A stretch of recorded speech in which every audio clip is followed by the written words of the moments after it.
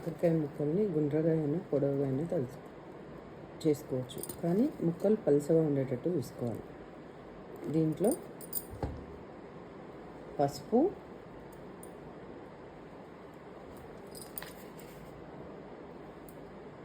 ఉప్పు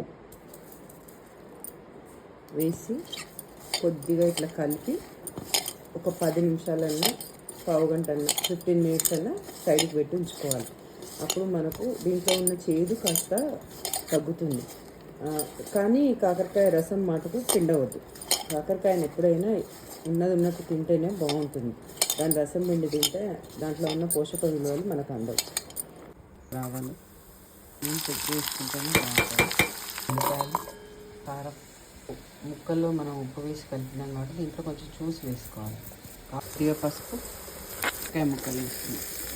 కాకరకాయని రసం పిండొద్దు. ఒకవేళ ఇంకా తినలేము తప్పదు అనుకుంటే పిండొచ్చు. వేసిన కొద్దిసేపటికి బెల్లం కానీ చక్కెర కానీ వేసుకోవాలి. ఇందులోనే పొడి కొబ్బరి, ధనియాల పొడి, పెట్టిన కారపొడి ఇట్లా చేస్తాం.